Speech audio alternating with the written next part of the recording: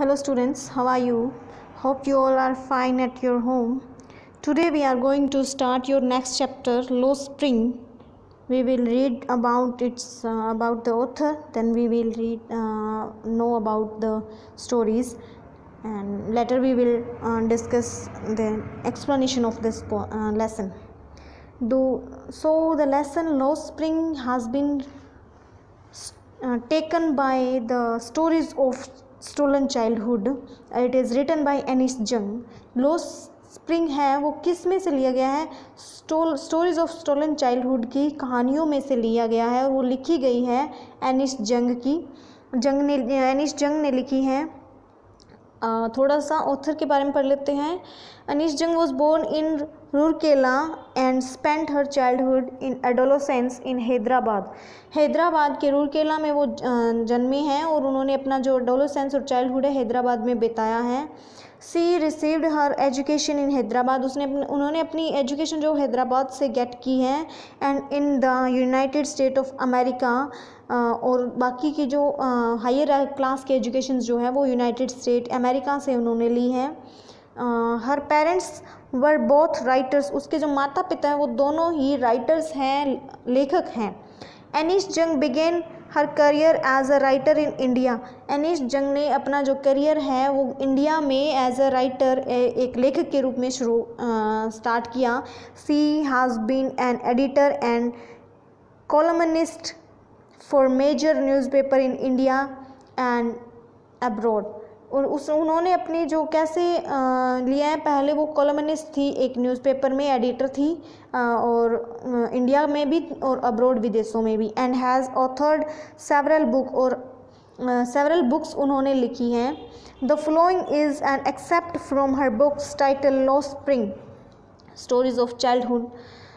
जो हमारे पास पढ़ने के लिए बुक है, हमारे पास जो लेसन है वो है लॉस्ट स्प्रिंग जो स्टोलन चाइल्डहुड की कहानियाँ हैं, स्टोरीज ऑफ स्टोलन चाइल्डहुड, उनमें से लिया गया है. Here she analyse grinding poverty and traditions which condemn these children to a life of exploitation. वो वहाँ पर क्या एनालाइज करती हैं? गरीबी को एनालाइज करती हैं, गरीबी और रीति रिवाज जो है उनको, और उनकी जो सच्चाई है, उनका जो शोषण होता है बच्चों का, उनको सामने लेके आती है अपनी इस कहानी में. ये कहानी किसके बारे में है कि सबसे पहले ये कहानी 2 पार्ट में बंटी हुई है. पहले तो है एक साहिब नाम का लड़का, उसकी कहानी है, जो कि एक रैग पिकर है, कूड़े बीनने वाला लड़का है, कूड़ा बीनता है. और दूसरा पार्ट है इसका मुकेश नाम का लड़का. जो मुकेश जो है वो एक बेंगल इंडस्ट्री में काम करता है, चूड़ी बनाने वाली जो इंडस्ट्री है वहाँ पर, फिरोज़ाबाद में, वहाँ पर काम करता है. पहले लेखिका क्या डिस्क्राइब करती है? साहिब की जो कंडीशन है वो बहुत ही पिटिएबल कंडीशन है उसकी, बहुत ही दयनीय स्थिति है. वो घर से भाग आता है और घर से भाग के नहीं आता, वो कूड़ा करकट बीनता है. उसकी जो फैमिली है वो सीमापुरी में रहती है, आउटसाइड ऑफ द दिल्ली के जो आउटसाइड पर सीमापुरी है वहाँ पर उसकी फैमिली रहती है. जो रैग पिकर्स है वो सारे वहीं पर रहते हैं और कूड़ा करकट बीनते हैं वो, और उसकी जो लाइफ है उसके बारे में बताती है. और दूसरा पार्ट क्या है कि जो मुकेश है उसके बारे में बताती है. मुकेश एक बेंगल इंडस्ट्री में काम करता है और वहाँ पर उसका शोषण कैसे होता है, कैसे बड़े लोग उसका शोषण करते हैं, तो वो हम इस नेक्स्ट लेसन में पढ़ेंगे. तो आप इसे पढ़िए, समझिए, और फिर हम इसकी समरी करेंगे. ओके. लेसन जो है 2 पार्ट में बटा हुआ है. पहला पार्ट पहले पढ़ेंगे हम, सेकेंड बाद में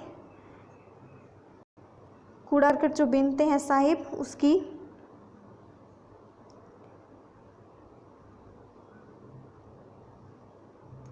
पहला उसका जो टाइटल है वो है some time I find rupees in the garbage.